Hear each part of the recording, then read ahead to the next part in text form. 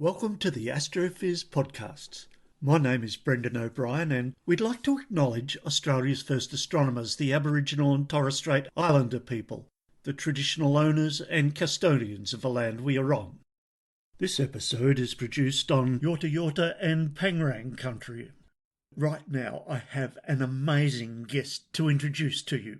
Today you're going to discover and understand the data wizardry involved in capturing the petabytes of astro data from immense radio telescope arrays, correlating and channeling that data to supercomputers and then making it available to researchers all over the world, who in turn create all those stunning images that enable us to understand our previously unseeable universe. This guy and his multidisciplinary team are absolute wizards at their work. Hello, Greg. Hi, Brendan. Today I'm really pleased to be speaking with Greg Sleap. Greg is a software and systems team leader at CIRA, the Curtin Institute of Radio Astronomy, which is a node of the International Centre for Radio Astronomy Research, ICRAR, in Perth, Western Australia. CIRA manages the Murchison Wide Field Array project, known affectionately as the MWA, a low-frequency radio telescope array of spider antennas in remote Western Australia, which is a precursor to the Square Kilometre Array Telescope, the world's largest radio telescope. The SKA will require the collection, correlation and distribution of unimaginable amounts of radio data pulled in from the cosmos. For those who love numbers, the SKA Low Telescope will generate about 8 terabytes per second, 24/7 for 365 days per year, which is then analysed by astrophysicists all over the world. And it's Greg's job to make sure they get it. So thanks for speaking with us today, Greg. No worries, Brendan. Thanks. It's a pleasure to be on the podcast. Excellent. So before we look at your world of data and your current work at CIRA, can you tell us where you grew up, please, Greg, and where your curiosity and drive to understand and manage data came from? Sure. I was born in Canberra in the Australian Capital Territory in Australia. It's nice and cold there, not too far from where we are now. And yeah, as a family, we moved across to Perth when I was about 6 years old for the warmer climate. And yeah, I sort of had this fascination and love for space, astronomy, stars, science fiction ever since I can remember, really. And I think one of the things that inspired me was that I was given a book as a kid, probably when I was about 4 or 5 years old, called You Shall Go to the Moon. And the book would have been written in the 60s sometime because it's full of diagrams and things. And the story was basically unfolding about the first trip to the moon. And of course, obviously in 1969, that became a reality. So this book was predating that. But I fell in love with it. And I fell in love with the idea that space is a place. It's not just a background of stars that we see when we walk out and look up at the night sky. It's real places you can go to and explore. And I must have had my grandmother read that story to me millions of times. I just, fell in love with it. And the final page of the book actually is this father and his son standing on the moon in their spacesuits, and they look up and point at Mars. And the dad says, the next stop will be there. And that really was an exciting way to end the book. So I think definitely my love of space and astronomy absolutely started back then. Wow, that's great, Greg. Sounds like it was a bit prescient because collectively we're all doing the same thing right now. Okay, so please tell us a little bit about those early school days and your earliest ambitions and how those ambitions might have evolved, Greg. Yeah, so the love of space and astronomy was sort of always in the background, but I quickly started to also have a second love, which was computers. So my dad would bring home from work what was called a luggable computer. So this is before there were laptops and notebooks and things. So it was basically a briefcase-sized computer that was portable. He would bring that home, do some work on it. And when he was finished with work, I would ask if I could have a play on it. And he would set me up so that I had something simple like a text editor or something like that. And I would spend hours just playing on this computer. And that really sparked my love of computing. And even early in primary school, we were one of the first schools to get a BBC microcomputer. You don't see them anymore these days. And that computer had a whole range of software on it for kids, games and puzzles and that sort of thing, and some programming as well. And so starting year 4, I really realized that this is a thing I want to get into. And so during my school years, we gradually got computer labs at school and at high school. And I would spend a lot of my time writing little programs, modifying existing programs.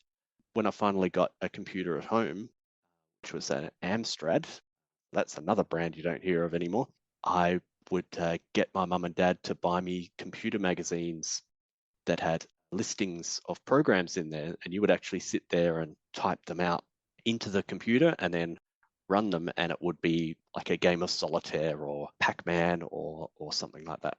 And I just loved doing that, and I loved modifying the programs and seeing what I could do if I changed them. And all this time as well, I was also knee-deep in astronomy magazines as well, drooling over all of the shiny telescopes and all the beautiful images that were coming back from space, including one of the biggest impacts on me was the Voyager 2 mission, when we first saw images of Uranus and Neptune for the first time. That really had a big impact on me. But I think probably the biggest impact throughout high school actually was Star Trek: The Next Generation.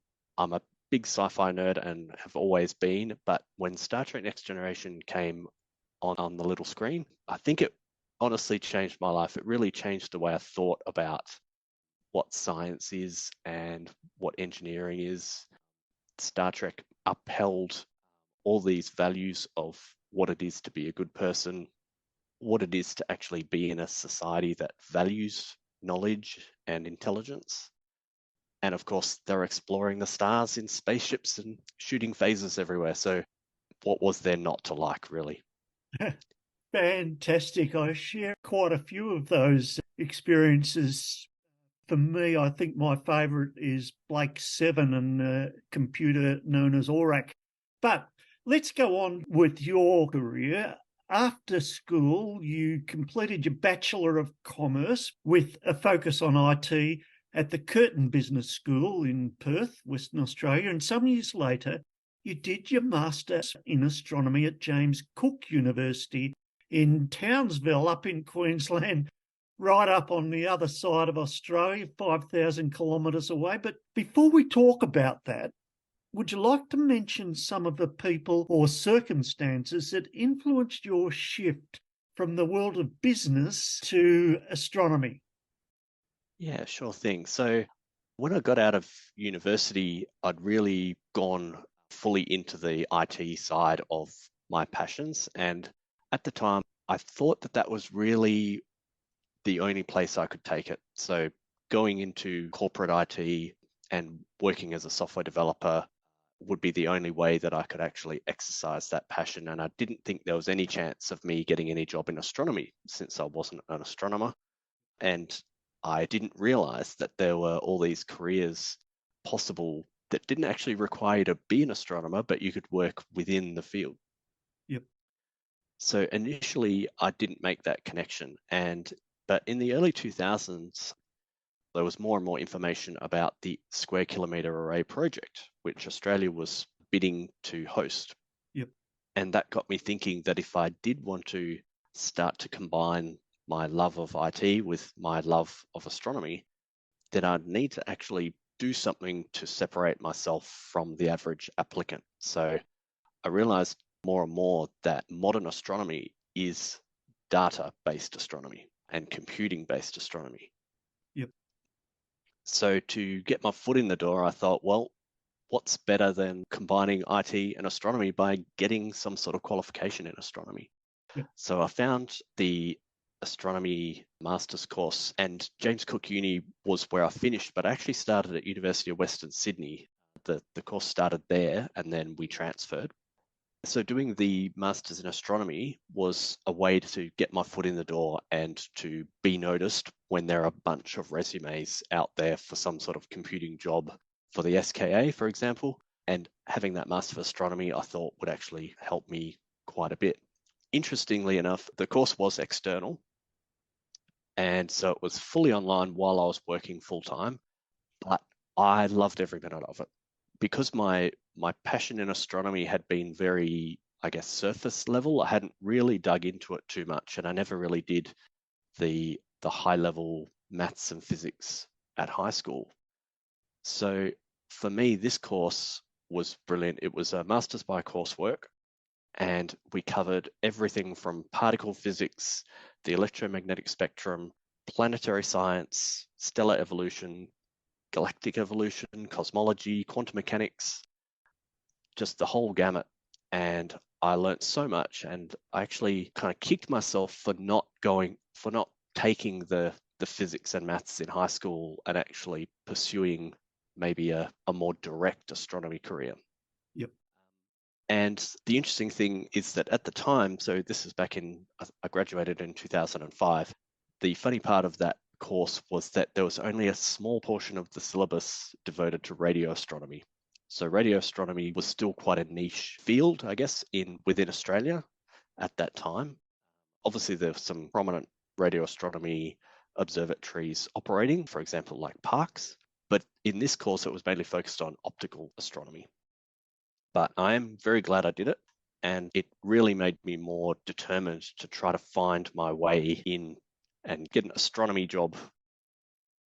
Okay, very good. Look, let's go into that a bit. You've mentioned getting your foot in the door in astronomy, so let's go back a bit. You started off as a coder, then a software developer, systems analyst, server management, sysadmin, IT team leader in the business and mining industries. But then you landed at the MWA, the Murchison Wide Field Array, as their data manager. How did you land that job, Greg? Yeah, so the job itself came up in quite an interesting way. I didn't actually realize that the job was available. So I'd been sitting on the couch, not having a good day, and I realized that on my calendar on my phone, it was telling me that the Curtin University Astrophiz was on that night. And I was feeling lazy, and I thought, I can't be bothered going. Anyway, then I thought about what else I would be doing that night. And at the time, there was nothing else going on. So I thought, I should just go to Astrophiz. So I took myself down to Astrophiz and came across this strange looking piece of mesh on the ground with 16 spider-shaped antennas all clutched to it, and a little box where all the antennas were connected to. And so I asked the gentleman that was tending that weird thing, what the heck is this? And what do you do? Anyway, it turns out that the person that I was talking to was a member of the MWA operations team, and that we were standing right next to one of the MWA tiles. Yep. Anyway, he went and explained to me all about the MWA and how it worked. And then he asked me some questions about my background, what do I do? So I was explaining that I work in the mining industry, but in an IT capacity, and I deal with lots of data and business intelligence and all that sort of stuff. And he then said, oh, well, you'd sound perfect for the job. Why don't you apply? Huh. I'm like, what job?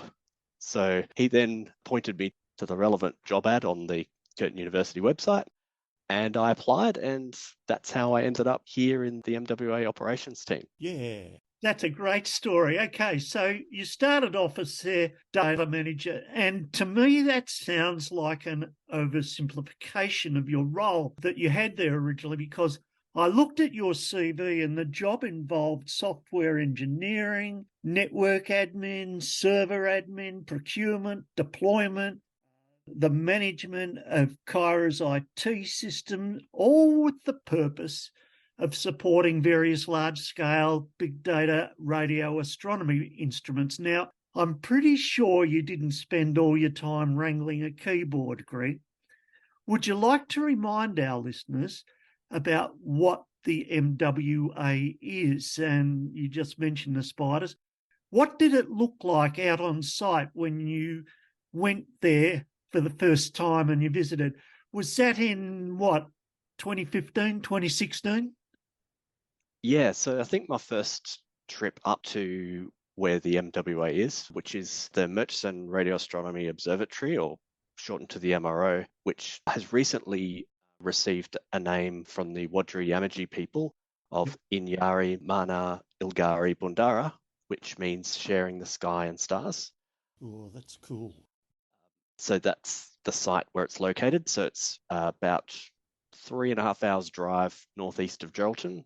So for people that don't know Western Australia, that's basically in the middle in terms of the north and south, and middle east, and a few hundred kilometres from the coast as well. Out in the desert, you're talking red dirt, lots of heat in summer, so 50 degrees plus it can easily get to out there. Whoa. And quite cold in winter as well overnight. It is an amazing place. So that was my first impression of it. Yeah, 2016 or so. Went up there because whenever we get a new starter, we try to get them up to see the MWA for itself so they can actually get an understanding of the physicality of the instrument. Yep. And when I went up there, the spiders looked a lot smaller than they do when they're up close, when you're looking at them out the window of the car or whatever. And we were tasked actually with working out why one of the tiles wasn't working. So a tile is just basically 16 of these spider-shaped antennas together. We grouped them together in a tile. And so we had to work out why one of these tiles wasn't working anymore. So we drove out there and then stomped across into the bush for a bit and looked down and saw that the beamformer box, which is the little box that takes all of the 16 dipoles signals together and allows us to point the telescope in any direction without actually any moving parts. So that box had been completely broken and ripped out of its location, and around the place where the beamformer box was lying were these what looked like kangaroo tracks.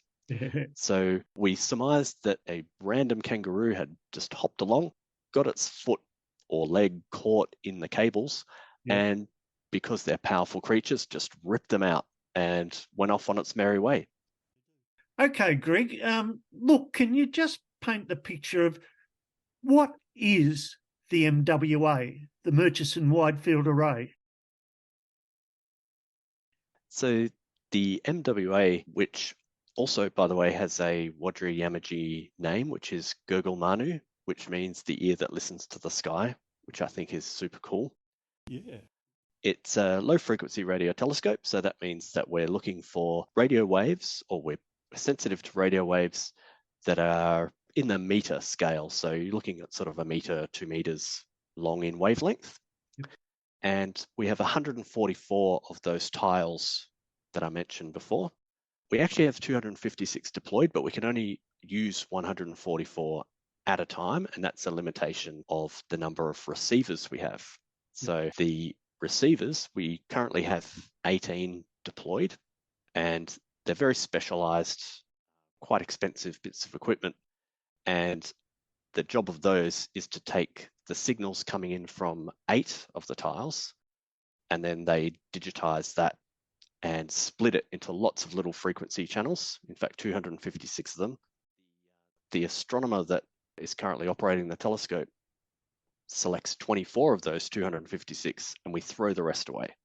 The reason for that is it's just too much data to deal with, and 24 channels is actually quite a nice amount for most of the science cases that we have. So just getting back a bit, the telescope itself covers the same band as FM radio and TV frequencies. So it's really important that we minimize any sort of interference which can completely contaminate any sort of signals that we're receiving from space. Yep. The signals we're receiving from space are so weak that even just a transmission from many hundred kilometers away can easily overwhelm any sort of signal we're getting from space. And that also includes things like Wi-Fi, Bluetooth, mobile phones. So when we're up at the Murchison, within a radio quiet zone where you're not allowed to operate any of these radio devices except in an emergency. And that has really helped to make sure that the MWA takes really good data that's very free of interference, and that lets us actually do a lot better science. The MWA was actually conceived and funded and built by a collaboration from about 20 different institutions around the world. So we've got member institutions in Australia, USA, China, Japan, and Canada. And previous members that we've had have included New Zealand, India. So it is a truly international project. And Curtin gets the lucky job of being the lead organisation to actually operate and maintain the telescope on behalf of the collaboration. So keeping the radio environment quiet is super important. So much so that CSIRO provide a control building up near the MWA, which houses a lot of CSIRO servers and equipment, and also ours. And it's actually inside a Faraday cage. So to enter the building, you've got to go through an airlock to get in and out of the building.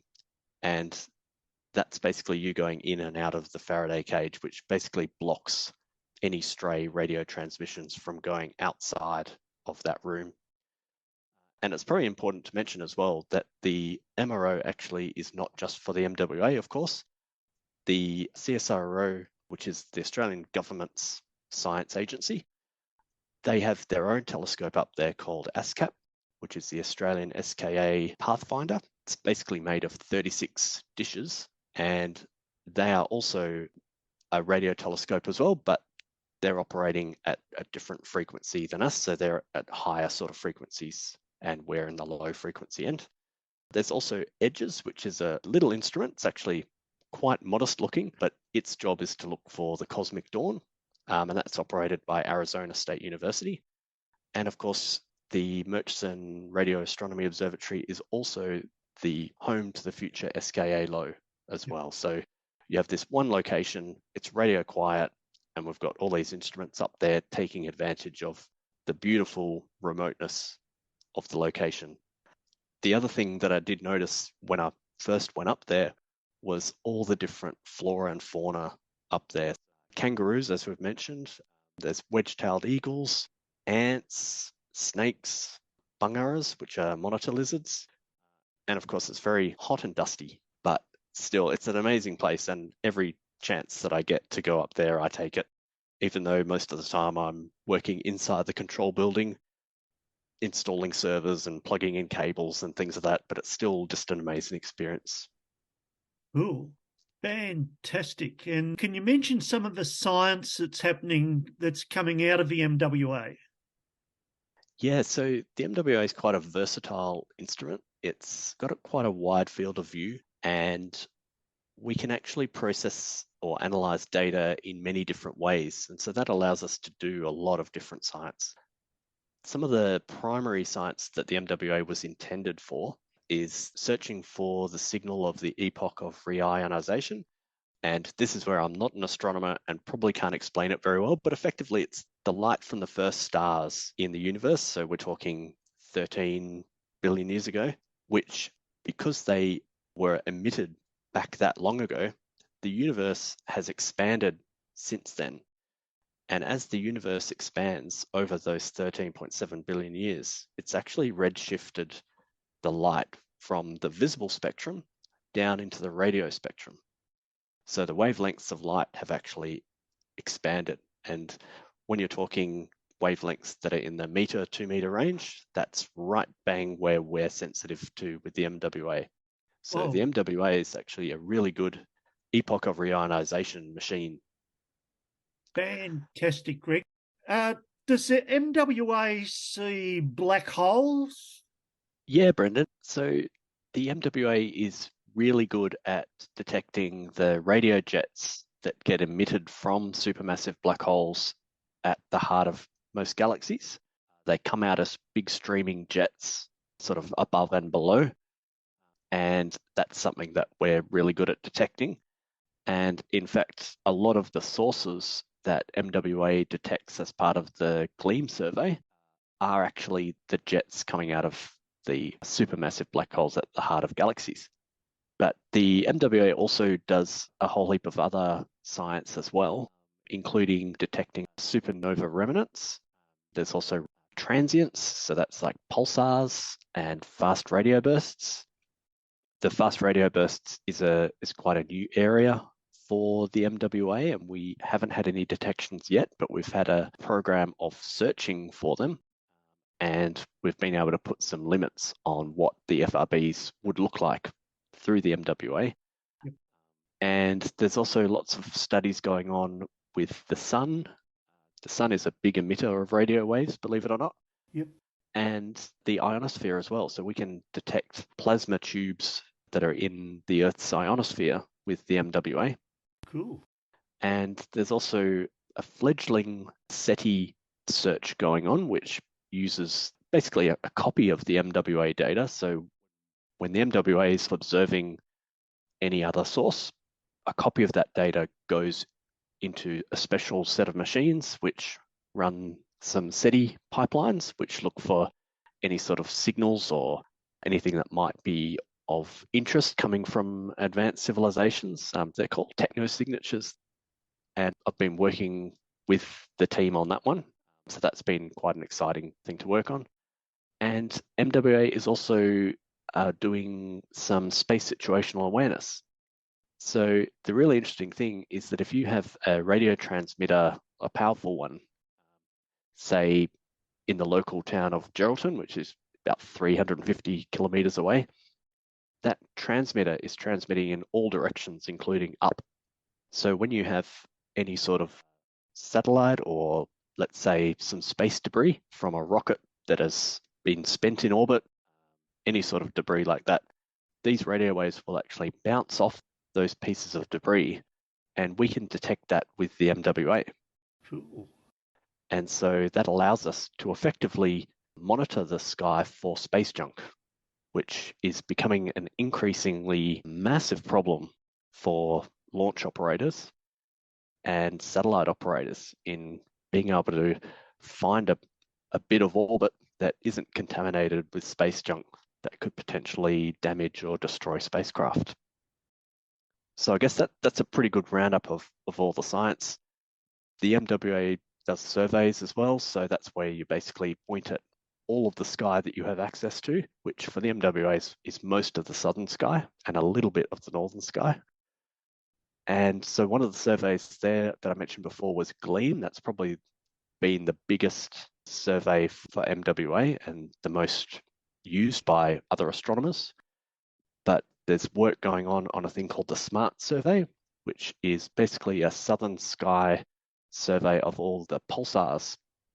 So the idea is to look for all of these pulsars. There's predicted to be many finds, hundreds, I think. And they've already discovered a couple through this survey. And is going to be a treasure trove of data for scientists to pour through for many, many years. Yeah, fantastic. And of course, I guess the final thing with the MWA is that it's going to be very useful for the upcoming SKA low. So as the SKA low gets built, the MWA will be used to test the SKA low. So there'll be observations done on both telescopes, and they'll be comparing the data that comes back from both and making sure that the SKA low is actually working properly. Yep. Which actually is a lot trickier than it sounds.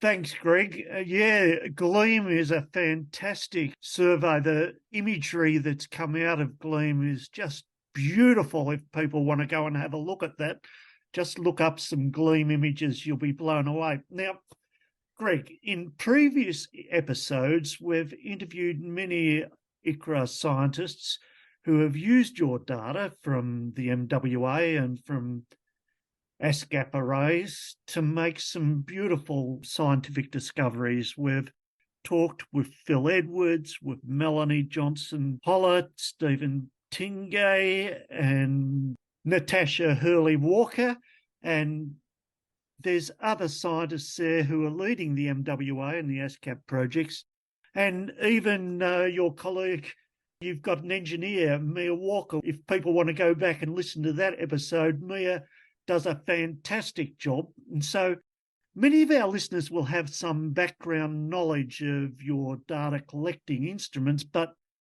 before we talk about big data and the Pawsey Centre and the development of the future SKA, could you bring us up to date with where is the MWA right now? How is the infrastructure developing? What does the data flow look like now? And what lies in the future for the MWA? Yeah, great questions. So the MWA is operating great. We have 256 deployed tiles, but we are only using 144 at the moment. But we're working on getting some new receivers, which will allow us to utilize all 256 tiles at once. Yep. And what that does is that gives us a lot more sensitivity, and also it allows scientists to have a bigger range of baselines. Now, in radio astronomy, when you've got an interferometer where you've got lots and lots and lots of antennas or dishes, the baselines are a really important factor as to the performance of the telescope. So if you've got long baselines, which is just the distance between any two of the antennas or tiles, so long baselines allow you to see with greater resolution, and short baselines let you see more emissions and nebulous features. Yep. And so having a mix of these baselines is really great as well. So once we get to 256 tiles, that will really be unleashing the full potential of the MWA. Yep. We've been producing all of this great science in all the science areas, and there's been over 300 papers published on MWA data and many thousands of citations of those papers, which really just goes to show that the MWA is really pulling its weight when it comes to furthering our knowledge of the universe. We've only recently installed a new correlator for the MWA called MWAX, and the correlator is a computing cluster that sits up at the Murchison, and it takes all of the data from all the receivers. And so each receiver has 8 tiles. So we basically get all the data from the receivers. And what the correlator's job is to split the data into more fine channels. So you've got lots and lots and lots of these little fine channels. And it takes the signal from every single tile and multiplies it against every other tile. Wow. So you can imagine this is a really big computational machine. And what that allows us to do is to basically record what the common signal is from all of the tiles. So when you think about a radio source that might be overhead of the MWA, then all of the tiles should actually see that signal around about the same way and same amount of power and same phase, which is just basically talking about where the wave actually strikes the antenna. But if you've got a source of interference that's off to the east somewhere, for example, so maybe it's a car driving past, and we've actually seen that cars' spark plugs can actually cause interference. So whenever the spark goes off, we see a little spike in the data. So we don't even want cars to be driving past when we're observing. And so that spark would come from one direction. And so the tiles that are on that side of the array closest to the car will see that signal more. The tiles that are further away see that signal less, or they see it with lower power. And so when you do this cross multiplication, those sort of stray signals don't actually get as much power when you add up all of the signals from all of the tiles. So probably radio astronomers listening to this, they're probably shaking their heads at my explanation, but from an IT guy's point of view, I'm happy with that. So that's generally what we use the correlator to do. And I was privileged enough to work on that project. So I was in charge of making sure that the data moves between all the different stages of the correlator. And then once it gets out of the correlator, that it goes down to our archive at the Pawsey Centre. The other things that I'll just mention as to why the new correlator was so important is, apart from going to 256 tiles, it also let us operate in all these different modes, which we couldn't do before, which gives astronomers more choice as to how they want their data. And it allows us to capture special triggers. So other observatories, especially space-based observatories, might detect some big flash of like a gamma ray burst, for example. And we know from the study of gamma ray bursts that after the initial flash of gamma rays, there's a radio emission as well. And that radio emission is usually delayed by a short amount of time because lower power than the gamma rays. And the radio waves take a bit longer to propagate through space. And so we get a trigger from that, an electronic trigger that tells our telescope that a GRB has gone off and to go and point there and take some data so that we can look at the radio emission from the GRB. So it's things like that that are really cool. And also, as I mentioned before, the SETI backend is what's called a commensal instrument. So it takes a copy of the data and does its own thing. And we're working on some fast radio burst commensal pipeline as well. So there'll be another copy of the data that will go and just be there to feed machines that will be looking for fast radio bursts. Cool. And so some components have been out in the field for 10 years. So 2013 is when we started operations. So they're doing really well considering, although we do have quite an active fieldwork team who go out there and replace components all the time. We get kangaroos, we get lightning, we get ants who decide that it's a really fun thing to go up into electronics. And then they end up shorting out electronics sometimes as well. And finally, the MWA archive, which is more my thing I look after, we're sitting at 48 petabytes storage. And that's at the Pawsey Centre. And that's on a mix of tape and disk. And that's been collected over the last 10 years. And we try to keep as much of that as possible because we store what's called raw data. So there's other observatories who don't have the luxury that we do of storing the raw data. So they store science products which have been processed in a very specific way. And as you go along those processing pipelines, you're effectively narrowing the reuse of that data, but it massively reduces the size of it. We're able to keep the raw data, and that means that astronomers who initially requested the time on the telescope to take data can process it the way that they want for their science case. And then once it's out of the embargo period, then other astronomers can come along and say, well, hang on a sec, there's this beautiful data for this target that I'm interested in, but I need to process it in this other way.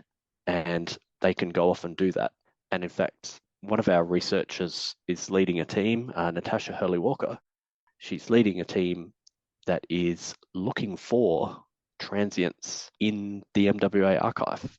So this is just going back through old data that was used by other people for other things, and then finding if there's any radio source that blinks on and blinks off. And she's already discovered a couple of these things with some Nature papers published about them as well.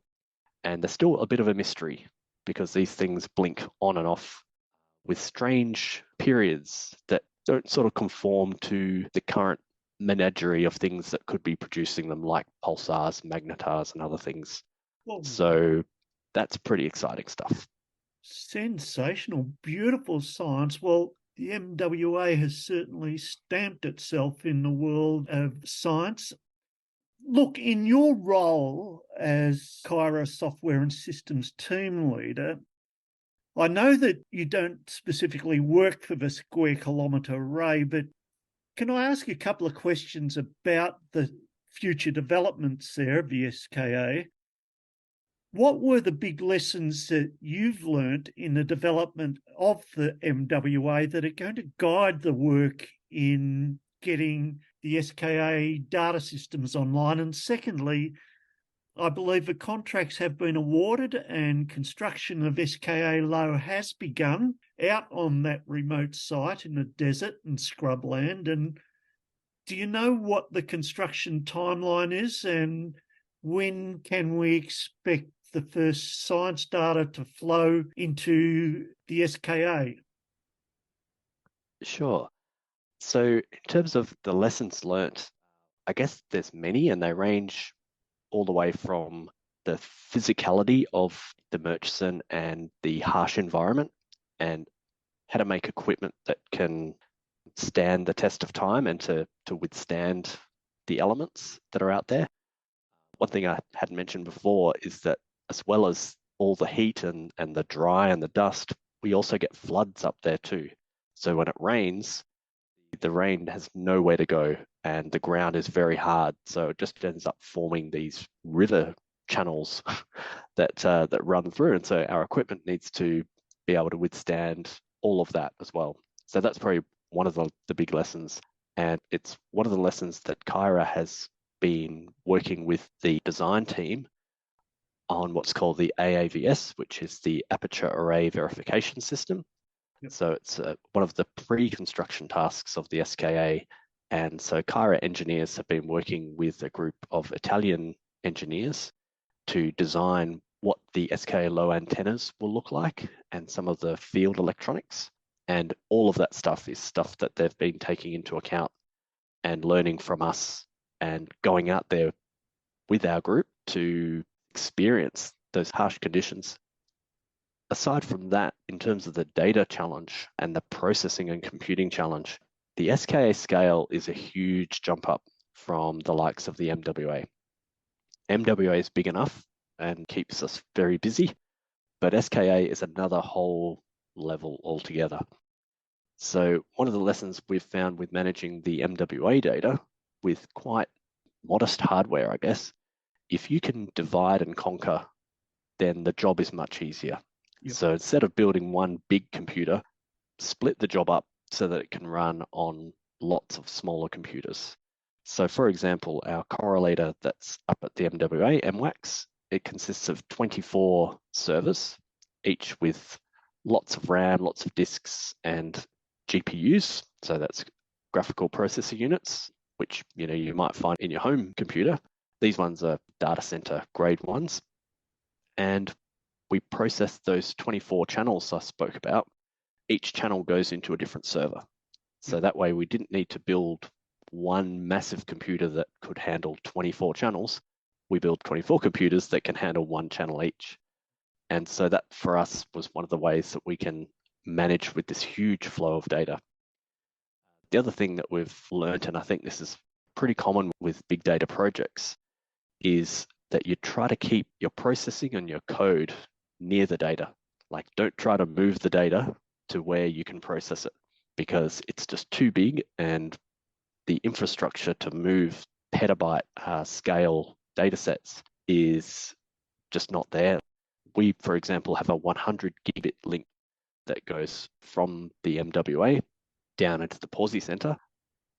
And that's a big link. So 100 gigabits is the equivalent of about 1,000 home NBN connections or home internet connections at 100 megabit.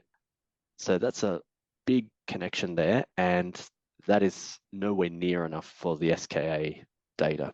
Amazing. We also spent a lot of time optimizing the software and hardware that we have. So if you just use things out of the box, they're going to be suboptimal. So we spent a lot of time testing, a lot of time simulating with test data before we actually put anything up at the Murchison. And there's many lessons. For example, keeping the archive as long as possible. For us at the MWA, lots of hidden treasures in there that we haven't discovered yet. However, with the SKA, the current funding model, I guess, only really allows the final data products to be stored, not the raw data. And that's just because the data sets are just too big. And with the cost of storage and moving that size data, what they do is they will get the data coming out of the telescope, apply processing to it, which the astronomer who has requested time on the telescope will have input into. And then at the end of it, the astronomer will get the exact sort of science product that they were after. Yep. If they've made a mistake, they'll have to reobserve with the telescope. Yep. With the MWA, if you make a mistake processing the data, then you just process it a different way again. using that same raw data. Yep. And so that's the big difference there. But with the SKA, it's just not possible to use that model. So that's probably where the MWA and SKA differ quite significantly in how we deal with that data. That's so cool. Answering your second question about the schedule and the timeline, the SKA organization, the SKAO, has published a preliminary schedule of construction. Obviously, there's big asterisks because, as we know, there's shortages of workers in the world at the moment, post-pandemic. There's also supply chain issues. So at the moment, the idea is that by about early 2024, there should be 6 stations. Now, in SKA terminology, a station is the same as what we would call a tile. So an SKA station consists of 256 antennas, whereas one of our tiles is 16 antennas. So there'll be 6 stations in early 2024. And then the year after that, it'll grow to 18 stations. 2 years after that, 256 stations. So that's quite a big leap in those 2 years. Yep.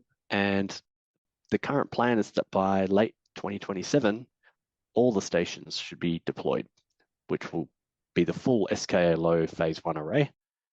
And the construction complete milestone, I guess, would be nearer to mid or late 2029. So it's going to take quite a while to build and commission. And throughout the whole construction process, as each of these milestones is reached with 6, 18, 256 stations, the data will actually be flowing throughout that whole time. It won't be for end users and scientists. It'll be for the commissioning team who are there to make sure that the telescope actually works. And there might be some early adopter astronomers who put up their hand to spend time to debug things, to analyze where there might be issues. With telescopes like this, it's incredibly complex. And there are lots and lots and lots of wires, if you can imagine. And so all it takes is for, a wire that should be plugged into X to be accidentally plugged into Y. And suddenly those signals are now reversed. And those sort of issues are really subtle and difficult to detect. So there's going to be a lot of work for a lot of people to iron out all those little bugs and to get the thing working. But it will all be very much worth it when the first science comes through, which I'm not sure exactly when that would be, but I'm guessing that would be around that construction complete time is when the first sort of production science would be occurring. Oh, what an astonishing project. You must be so lucky to be working on the MWA as a SKA precursor, Greg. Okay, so that's the background, the projects, the people, the telescopes, the antennas. Look, you've been hinting at the magnitude of the data and how it's managed, and we're probably talking about zettabytes of data coming in for just the SKA low alone. Then you've got all of those instruments over in South Africa, the other part of the SKA. Can you talk about that big picture of what happens to the data after it's sucked out of the sky by all of those beautiful antennas, those dipoles? It's correlated with your WMAX correlator. And how does it end up on the screens of astrophysicists all over the world? You've hinted at it. How do you move such vast amounts of data so far and so quickly and maintain its integrity? Sure. Yeah. So as you mentioned, the data coming through the tiles then goes to receivers, then goes into the correlator. Out of the correlator, we then have a 100 gig link. It actually goes first to Curtin University. We've got some servers there which maintain some temporary storage. So the idea is that if there's any issues with the next step in the chain, which is pushing the data into the Pawsey archive, then it'll just fill up the disks that are sitting in Curtin. From Curtin, there's another 100 gig link that goes across to Pawsey. And once it goes into Pawsey, it goes into one of 2 archiving systems. So either Acacia, which is based on disk, or Banksia, which is based on tape. And we've got allocations in both, and we shuffle between the two, depending on the capacity that we have and where the data is best suited. The stuff that's on tape has a little bit of a longer latency to get it out again when an astronomer requests it, but it's actually pretty quick, usually within sort of 10 minutes. And the Acacia storage is disk, so it's very fast. So you put it in there and you can get it out again reasonably fast. So once it's sitting in the archive, users around the world use our MWA All Sky Virtual Observatory, ASVO portal.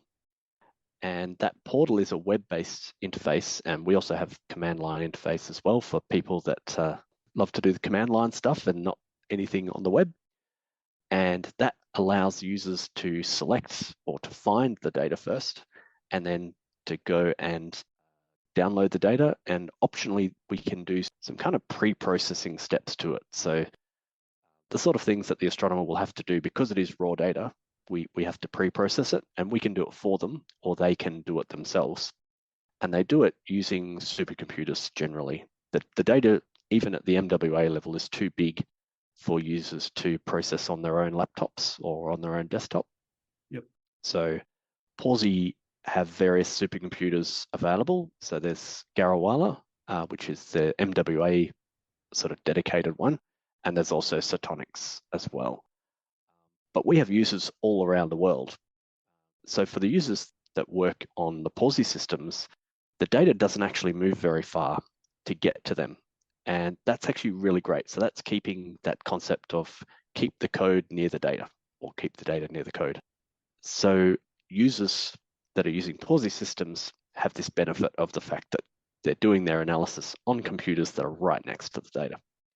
But we have researchers all the way around the world, including Japan, USA, China, etc. So they actually need to either be able to apply for and get computing time at Pawsey, but if they can't, then they'll need to actually download the data across the wire.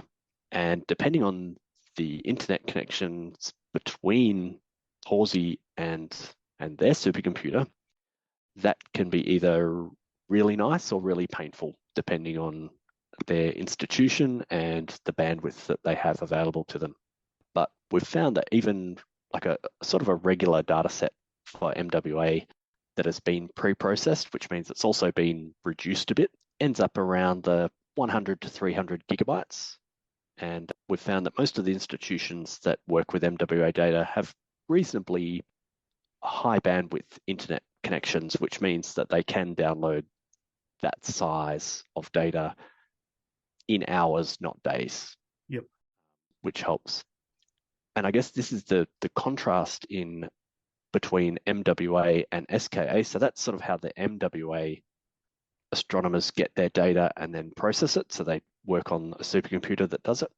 With SKA, most of the same process applies. So the data goes from the antennas through various other equipment, through a correlator, and it will eventually come down to Pawsey in the Science Data Processor, so SDP. So this is an SKA low or SKA computing facility, which will do a lot of the pre-processing.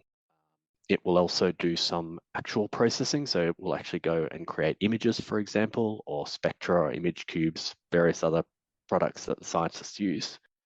And then from there, the data will be transmitted across to various SKA regional centers.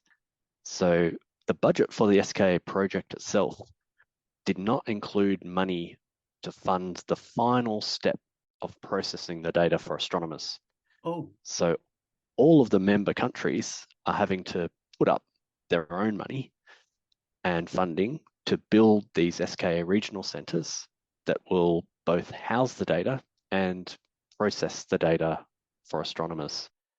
So this is a big job, and there's currently one of the team members that works on my team is also working with the SKA Regional Centre project for Australia, so the Oz SRC, and they are finding it a fascinating project to work on because they've got the difficult job of making all this look easy for the astronomers. So they've got to take this data deluge that will come out of Pawsey for the SKA low and there's an equivalent for the SKA mid in Southern Africa.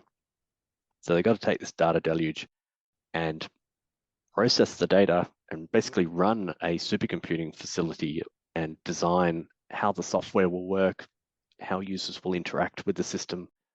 And so all of that is all happening right now so that they're ready in 6 or 7 years' time for this to all come online. And just answering your other question about how we move such vast quantities of data around and so fast, all of that is thanks to high-speed networks around the country and around the world.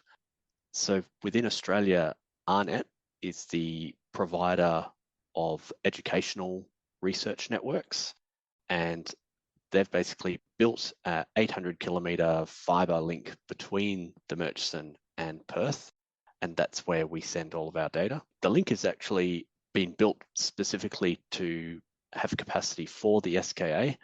So the amount of glass that's in the ground, because fibre optic is basically glass, is approximately several terabits, as I understand it. It may actually be more now, but certainly as of a few years ago, it was a few terabits, and 1 terabit is 1,000 gigabits a second.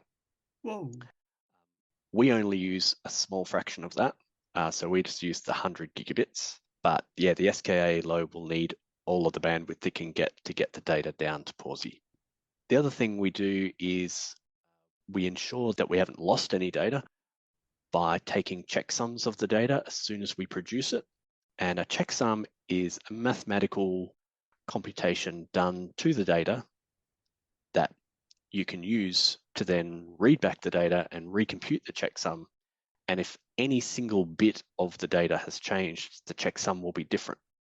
So as long as the checksum that you computed when you created the data matches the checksum of the data at the other end, so that could be at Pawsey, or if you're a researcher getting the data onto your supercomputer to start work on it, as long as those checksums match, then we know that the data has not been modified, corrupted, or anything bad happened to it. Okay, checksums, fingerprints. Okay, thanks, Greg. Now, one thing we haven't talked much about on this show is the Pawsey Centre. You've referred to it a few times now. Will the Pawsey be part of the data infrastructure for the SKA, or will they have to install new supercomputers to process all that SKA data? Sure.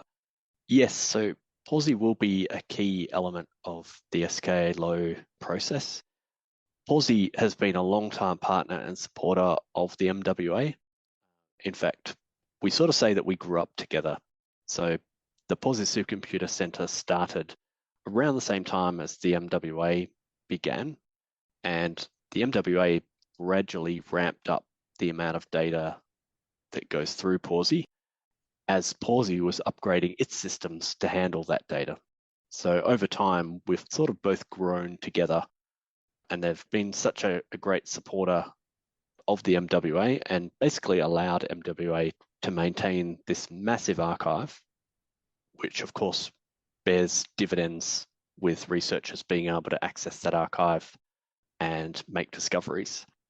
So the science data processor is the component of the SKA that will likely reside in Pawsey, and I'm not 100% privy to this, but I believe that they would be building new infrastructure to support that, so new supercomputers potentially, just because it is such a huge computational effort to do the job of the SDP, which, as I mentioned before, was pre-processing and processing of the data to get it to a form that can then go to the SKA regional centres for the astronomers to access and work on. That's astonishing, Greg, and I'm starting to realise that what we see in those beautiful radio astronomy pictures that astrophysicists produce, there's so much work and so much technology and so much energy and so many talented people beavering away in the background to make all that happen. I never realised how immense that back end of the MWA is. So thank you very much, Greg. But let's now bring our listeners up to date with some of the finer points of your current work. So could you tell us some details of a particular problem that you're working on now that's driving you crazy or is astonishingly beautiful and exciting? Or perhaps it could be all of those things. What's going on, Greg? Yeah, so I lead a team of 5. So I've got 4 software developers working with me and an ex-astronomer who has turned software developer. And we do a whole range of things, as you sort of mentioned before, everything from system administration of servers and networks all the way to programming, supporting software, web development, managing data, all of these things. So there's a lot of stuff going on. And I think the thing that drives me crazy is that I wish I had more time for everything, because there's a lot of things that we are dealing with. But I think probably some of the most exciting things that we're doing at the moment is we're assisting with the SETI pipeline for MWA. So that's actually a project initiated by a much larger project called Breakthrough Listen. So Breakthrough Listen is a worldwide program funded by Yuri Milner to tap into the world's observatories and see if we can find any evidence of technosignatures from advanced civilizations. And so working on that project, I think I really love doing that, because you just never know what you're going to find. And it's also a challenge from the IT side, because you've got to process a lot of data in a very specific way, and for the most part in real time, in order to keep up with the data deluge coming out of the telescope. So that to me is exciting and cool. Another thing that we're working on as well is that currently our web portal to download data, so the MWA ASVO, does a really good job of downloading or providing the raw data to users and pre-processed data, but we don't have any pretty pictures. So many other astronomical observatories have data portals where you can download beautiful pictures. So for us, that's all done by the scientists, usually in their own systems. And so as a data portal, we don't have access to that. What we want to build is an imaging processing step that users can optionally use to get a pretty picture from the data that they're processing. And in some ways, that can be a really good diagnostic tool, because if the picture looks correct, then they know that they can spend the many hundreds or thousands of computer hours to process the data properly. So I'm selling it as a data quality tool, but really it's because I love the fact that we can make pictures out of radio astronomy images. And I think probably the other thing that's exciting is that project to expand the MWA to use all of the 256 tiles. It's going to generate 4 times more data than we had at 128 tiles. And so that's a data challenge in itself, just to be able to keep up with that data rate and make sure that all of our systems can handle that deluge of data. Fantastic. Okay. But how do you manage both the excitement and the expectations and the deadlines, obviously, that you've got to navigate on a project such as the MWA? And I know it's not going to evolve into the SKA low, that will be separate, but how do you manage both the excitement and the expectations that are on you to get those milestones met, Greg? Yeah, well, I guess the first thing I would say is that I love my job.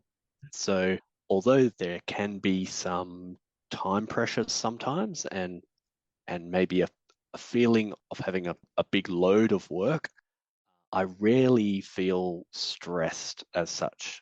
And part of that reason as well is because I know that what I'm doing and what my team is doing is effectively trying to make the lives of our researchers easier and let them make these discoveries and find out cool things about the universe. And so that's a really big motivator for all of us.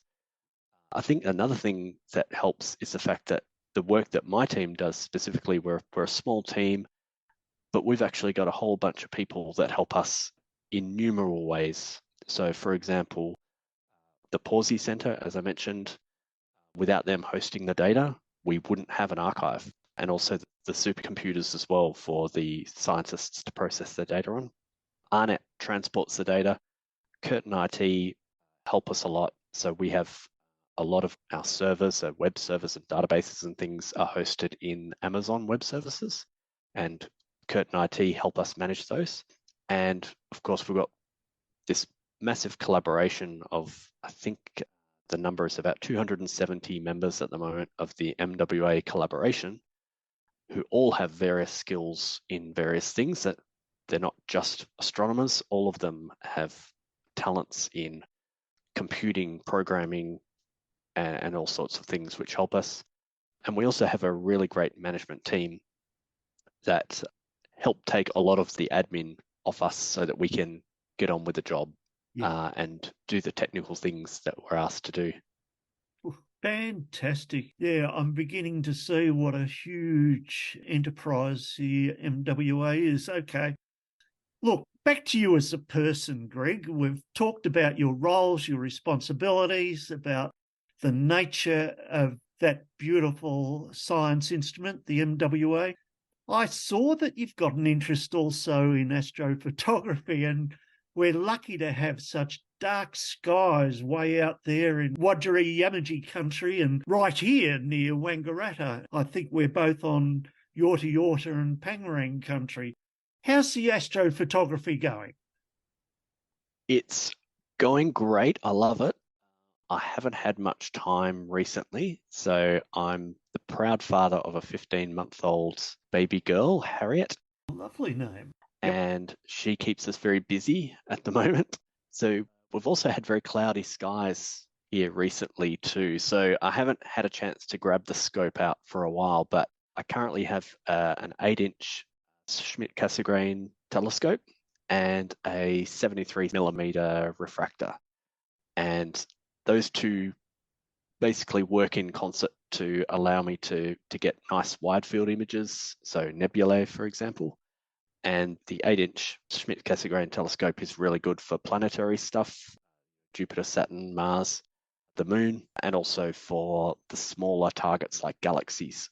And I've got a mono camera with a filter wheel so that I can do red, green, and blue, and a couple of other filters as well that are really good for nebulae. So that's your hydrogen alpha, sulfur 2, and oxygen 3. And so with those last 3 filters, you can actually make what's called the Hubble palette images. So it's very similar to what Hubble uses. And if you look at the pillars of creation, the Eagle Nebula pictures of Hubble, they're often done in the Hubble palette as well. So I'm able to recreate some of those. Nowhere near as good as the Hubble though, but at least I've got the same colors for the targets. So yeah, so I'm really loving it. And being out here in Yorta Yorta and Pangarang country, the skies are nice and dark compared to when I was living in Perth, where I was basically in the middle of suburbia and all of the light pollution. So it's really beautiful being out here, although it is a bit colder than Perth, I've got to admit. Fantastic, Greg. And I'm sure you will get back to astrophotography once Harriet's a little older, but in the meantime, I'm sure you're having a wonderful time with your very young child. Thank you so much. Now, we're almost running out of time, Greg. The mic is all yours, and you've got the opportunity to give us your favourite rant or rave about one of the challenges that we face in science and engineering, or in your own field of data management, or perhaps our human quest for new knowledge. The microphone's all yours, Greg. Thanks. Since I've got a soapbox, I think this is my biggest bugbear at the moment, or biggest worry actually, is just the fact that at the moment we all seem to be living in a world where information is in a bubble, or in our own bubbles of information, where there don't seem to be clear facts, or at least facts that everyone agrees on. And I think the internet has contributed quite a bit to that. But I think the internet has also contributed a lot of good to the world. But I think at the moment, as humans, we're not really doing a good job at handling this technological marvel that we've created and being able to maintain what we would, I guess, describe as, what are the facts in the world and how do we deal with the big issues that are affecting us? For example, climate change, pandemics, there's information wars all over the place and culture wars regarding these topics. And I feel like if we were able to actually all agree on the same facts, then I think the world would all probably realize that we need to act on these things before it's too late. And, with my daughter, Hattie, I just think of the world that she would be growing up in. And I do worry that we're not going to be tackling climate change, especially before we make irreversible damage to the planet. Sorry to go on a dark note there, but that's currently what keeps me up at night. Exactly, and it's something we all have to face together, and we owe a duty to those young children that they have a planet to live on. Is there anything else we should watch out for in the near future, Greg? What are you keeping your eye on? Well, obviously the SKA, so I'm following that very closely, and it's very exciting to see the very first steps of progress towards construction. So I would recommend anyone that's interested in space and astronomy to keep an eye on the SKA, because that's going to only keep on progressing. Also, the Australian Space Agency started a couple of years back and are working towards increasing the capabilities of Australia for things like launching and tracking of satellites. So that's very exciting as well. Further afield, you've got the James Webb Space Telescope, which I'm poring over the images every time they come down. And of course, the NASA Artemis project as well. So I believe that the first test launch was successful, and they're going to be launching again. I think it's later this year or maybe early next year. And we'll actually see a return to the moon for humanity, which is pretty exciting. And we'll also have the first person of color and the first woman setting foot on the moon as well. Cool. There's also multi-messenger astronomy, which is becoming bigger and bigger every day, which is basically where you combine the astronomy that you would do in your regular domain, so your electromagnetic spectrum. So that's radio waves, optical, ultraviolet, infrared, gamma rays, X-rays, microwave. And you combine that with gravitational wave observatories data. And in fact, just recently, there was a big announcement about the gravitational wave background. So this is the background of gravitational waves caused by supermassive black holes in the early universe. And they've been able to be detected because they've been able to use precise pulsar timing over the last 15 years to see really minute changes in the pulsar's timing. And they've made this discovery. And I think we're going to see more and more big discoveries from this combination of sort of regular astronomy with gravitational wave astronomy. So that's absolutely an exciting field to be watching. Yep. And one of the other things that I thought was pretty cool is that there are currently ideas to put a radio telescope on the far side of the moon. So because it's on the far side of the moon that never actually faces the Earth, you're basically got the entire moon behind you blocking all of the radio frequency interference. So you can have an ultra sensitive telescope. And I think I would definitely put my hand up to go to one of those field trips and help build it. Fantastic, Greg. Yeah, and I suppose we can imagine the moon as a very big Faraday cage. Absolutely. Putting the whole Earth in it. Yeah. Okay. Look, we are out of time now, Greg. Thank you so much on behalf of all of our listeners, and especially from me. It's been really fabulous, and what you've laid out in front of us is really astonishing. Thank you especially for your time. It's been a great pleasure to get to know a bit about you and your work. Maybe we'll catch up sometime for a coffee in Wangaratta. But for those who'd like to find out more about SKA Low, you can go to tinyurl.com/SKA Low Oz, SKALOWOZ. And for the MWA, you just go to mwatelescope.org, and you can follow Greg on Twitter. He puts things up there as at Paladinsmeg, PALADINSMEG. So good luck with all your projects and with all your next adventures, especially that adventure with young Harriet. Thank you, Greg. You're very welcome, Brendan. Thanks so much for having me on the podcast. It's been great fun. Okay. See you. Cool. Thanks a lot, Brendan. Catch you later, mate. Bye.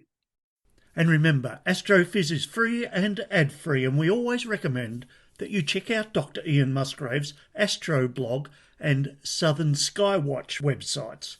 And in 2 weeks' time, at the start of the month, we'll be bringing you Ian's August Sky Guide here on Astrophiz. Keep looking up.